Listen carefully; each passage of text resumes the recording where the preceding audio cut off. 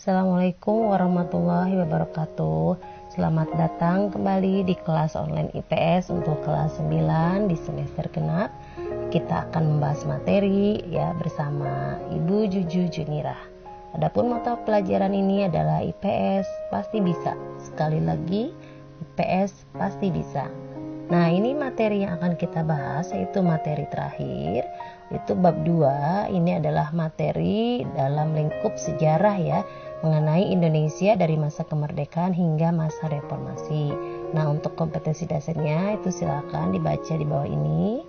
Kemudian ada submateri untuk bab 2 ini. Yang pertama adalah masa kemerdekaan, yang kedua masa demokrasi parlementer, yang ketiga masa demokrasi terpimpin, yang keempat masa Orde Baru, dan yang kelima masa reformasi. Adapun tujuan pembelajarannya adalah kalian harus mampu mengidentifikasi dan menjelaskan bagaimana perkembangan masyarakat Indonesia, baik politik, ekonomi, sosial, budaya, dari masa kemerdekaan, masa demokrasi parlementer, demokrasi terpimpin, masa Orde Baru, dan masa reformasi. Nah, kita mulai dengan masa kemerdekaan, yaitu sekitar tahun 1945 sampai 1950 untuk bagian 1 ya. Kita perhatikan dulu gambar-gambar ini. Kita akan mengingat kembali mengenai materi yang telah dipelajari di kelas 7 dan di kelas 8. Nah, Ibu yakin kalian telah mempelajari. Yang pertama itu ada gambar mengenai manusia zaman prasejarah. Ini terlihat sekali bagaimana manusia berkembang seiring perkembangan zaman, semakin canggih, semakin pintar, dan semakin modern. Itu mulai dari manusia prasejarah, kemudian ada zaman kerajaan Hindu-Buddha, kemudian ada perkembangan budaya, perkembangan sosial ekonomi pada masa kerajaan Islam. Kemudian di kelas 8 kalian pernah mempelajari mengenai kedatangan bangsa Eropa ke Indonesia, kemudian muncul penjajahan, perlawanan di berbagai daerah terhadap penjajahan, kemudian munculnya semangat nasionalisme sekitar tahun 1900-an kemudian muncul organisasi-organisasi modern yang ingin membebaskan Indonesia dari belenggu penjajahan.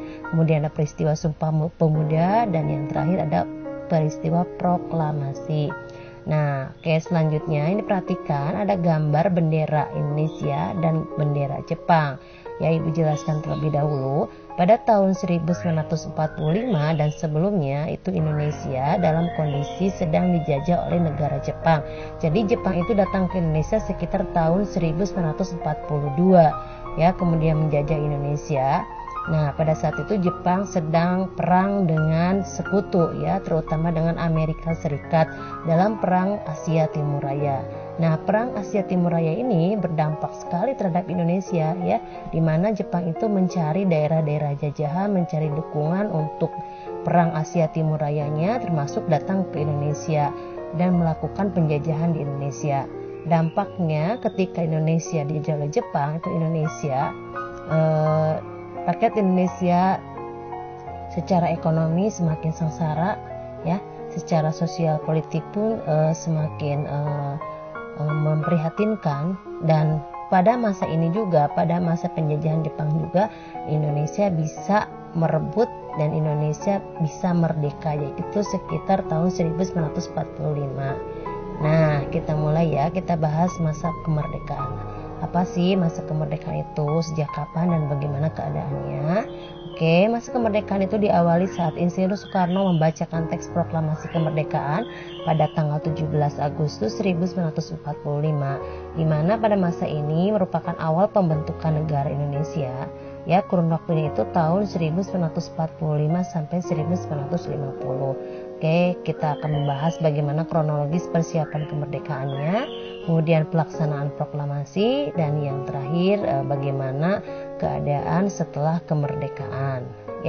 Kemudian ini peristiwa penting dalam persiapan kemerdekaan itu dimulai dari tanggal 7 September 1944. Ini di mana Jepang menjanjikan memberikan kemerdekaan kepada Indonesia dengan membentuk badan untuk mempersiapkan kemerdekaan.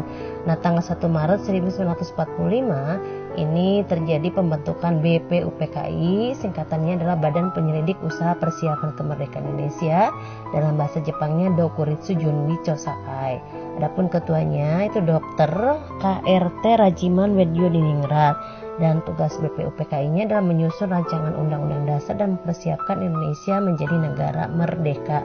Nah, BPUPKI ini melakukan atau melaksanakan sidang sebanyak 2 kali. Nah, kemudian ini kita akan membahas mengenai sidang BPUPKI. Sidang pertama dilaksanakan pada tanggal 29 Mei sampai dengan 1 Juni 1945, di mana pada sidang pertama ini BPUPKI membahas mengenai rumusan dasar negara. Adapun 3 tokoh konseptor, 3 tokoh yang berpidato memberikan konsep dasar negara itu adalah Mr. Muhammad Yamin, ada Mr. Supomo, dan Insinyur Soekarno. Ya. Sedangkan untuk sidang BPUPKI kedua yang dilaksanakan pada tanggal 10 sampai 17 Juli 1945. Nah, di sini membahas rencana undang-undang dasar dan bentuk negara. Kemudian pada sidang ini juga membentuk panitia kecil persiapan kemerdekaan Indonesia yang diketuai oleh Insinyur Soekarno, di mana hasil kerjanya adalah yang pertama pernyataan Indonesia merdeka, yang kedua pembukaan undang-undang dasar, yang ketiga batang tubuh undang-undang dasar. Nah, ini konsep dasar negara pada saat sidang BPUPKI pertama ya, itu Mr. Muhammad Yamin melakukan pidato pada tanggal 29 Mei 1945. Beliau memberikan konsep dasar negara, yaitu terdiri dari peri kebangsaan, peri kemanusiaan, peri ketuhanan, peri kerakyatan, dan kesejahteraan rakyat. Sedangkan Mr. Supomo tanggal 31 Mei 1945 dengan konsep dasar negaranya adalah persatuan, kekeluargaan, keseimbangan lahir dan batin, musyawarah, dan keadilan rakyat. Sedangkan Insinyur Soekarno itu pidatonya tanggal 1 Juni 1945, itu dasar negaranya terdiri dari kebangsaan Indonesia, internasionalisme atau peri kemanusiaan, mufakat atau demokrasi, kesejahteraan sosial, dan ketuhanan yang Maha Esa. Kemudian tanggal 1 Juni 1945 ini dicanangkan sebagai hari lahirnya Pancasila ya. Jadi 5 dasar negara yang dikonsepkan oleh Insinyur Soekarno itu terjadi tanggal 1 Juni 1945. Ya, kemudian tanggal 22 Juni 1945 ini ditandatanganinya Piagam Jakarta atau Jakarta Charter, di mana isi Piagam Jakarta ini terdiri dari rumusan dasar negara, yaitu Pancasila. Panca artinya 5 dan sila artinya dasar. Jadi dasar negara Indonesia terdiri dari 5. Tuh. Berdasarkan Piagam Jakarta terdiri dari 1. Ketuhanan dengan kewajiban menjalankan syariat Islam bagi pemeluk-pemeluknya. Yang kedua, kemanusiaan yang adil dan beradab. Yang ketiga, persatuan Indonesia. Yang keempat, kerakyatan yang dipimpin oleh hikmat kebijaksanaan dalam permusyawaratan perwakilan. Yang kelima, keadilan sosial bagi seluruh rakyat Indonesia. Nah, tanggal 7 Agustus 1945 ini BPUPKI dibubarkan dan diganti oleh PPKI, Panitia Persiapan Kemerdekaan Indonesia, atau dalam bahasa Jepangnya Dokuritsu Junbi Inkai, di mana ketuanya adalah Insinyur Soekarno dan tugasnya adalah mempersiapkan segala sesuatu yang berkaitan dengan keperluan pergantian kekuasaan dari tangan Jepang kepada Indonesia. Nah, tanggal 6 dan tanggal 9 Agustus 1945 ini terjadi peristiwa besar ya dan berpengaruh untuk bangsa Indonesia, yaitu kota Hiroshima dan Nagasaki, Jepang dibom atom oleh sekutu dalam perang Asia Timur Rayanya. Kemudian tanggal ini di mana setelah ada pengeboman ini Jepang semakin terpuruk ya, semakin kalah dalam perang Asia Timur Rayanya. Sehingga tanggal 11 Agustus 1945 ini ada peristiwa pemanggilan 3 tokoh penting oleh Jenderal Terauchi ya, yang memegang jabatan sebagai pemerintah angkatan darat untuk Jepang itu ke Dalat, Vietnam, yang posisi beliau sedang ada di Dalat, Vietnam. 3 tokoh yang dipanggil tersebut itu ada Insinyur Soekarno, Muhammad Hatta, dan Rajiman Weddiodiningrat. Kemudian di sana di Dalat Vietnam, Indonesia dijanjikan merdeka tanggal 24 Agustus 1945. Oke, kemudian tanggal 14 Agustus 1945, Jepang menyerah tanpa syarat kepada sekutu. Nah, kemudian berita ini didengar oleh golongan muda, ya, yang terdiri dari Hairil Saleh, kemudian Sukarni, ya, dan lain-lainnya, sehingga mendesak golongan tua untuk segera memproklamasikan kemerdekaan Indonesia. Sedangkan golongan tua itu memberikan pendapat bahwa proklamasi akan dilaksanakan sesuai dengan aturan dari Jepang.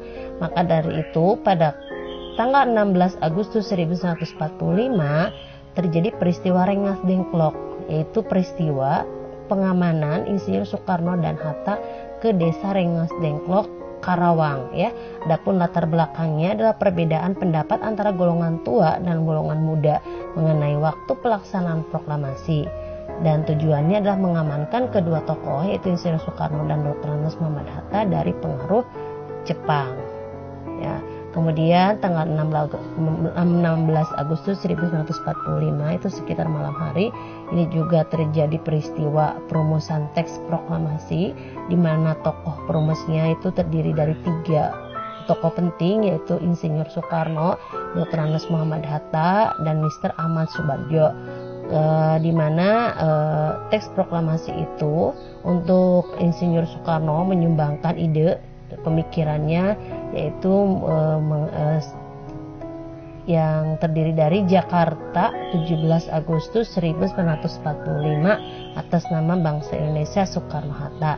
Dan untuk Dr. Andes Muhammad Hatta ini memberikan pemikiran mengenai kalimat atau alinea kedua dalam teks proklamasi, yaitu hal-hal yang mengenai pemindahan kekuasaan dan lain-lain diselenggarakan dengan cara seksama dan dalam tempo yang sesingkat-singkatnya. Sedangkan untuk Mr. Ahmad Soebardjo memberikan pemikiran mengenai alinea pertama, itu kami bangsa Indonesia dengan ini menyatakan kemerdekaan Indonesia. Oke, silakan diingat-ingat ya, dipahami. Kemudian tempat perumusan teks proklamasi itu dilaksanakan di Rumah Laksamana Muda Maeda. Nah, ini teks proklamasinya itu di sebelah kiri itu ada proklamasi asli dan sebelah kanan proklamasi autentik. Proklamasi asli itu teks naskah proklamasi yang ditulis tangan oleh Insinyur Soekarno, dan untuk teks proklamasi autentik merupakan teks proklamasi yang sudah diketik, ya, oleh Sayuti Melik dan ditandatangani oleh Soekarno-Hatta. Kemudian ini pelaksanaan proklamasi itu tempatnya di kediaman Insinyur Soekarno, itu Jalan Pegangsaan Timur nomor 56 Jakarta. Kemudian dibacakan oleh Insinyur Soekarno sehingga beliau dijuluki sebagai Bapak Proklamator Indonesia. Dan pada saat pembacaan teks proklamasi itu dilaksanakan juga pengibaran bendera merah putih yang pertama, yang dibuat dan dijahit oleh Ibu Fatmawati, atau istri Insinyur Soekarno, di mana pengibar benderanya terdiri dari Latif Hendraningrat, kemudian Suhut, dan SK Trimurti. Nah, bagaimana penyebar luasan berita proklamasinya itu, ya, melalui surat kabar, kemudian melalui radio, kemudian melalui kepala-kepala daerah, kemudian media lain seperti pamflet, poster, dan lain-lain. Oke, terima kasih ya. Sudah selesai untuk masa kemerdekaan part 1. Terima kasih atas perhatiannya. Semoga bermanfaat. Wassalamualaikum warahmatullahi wabarakatuh.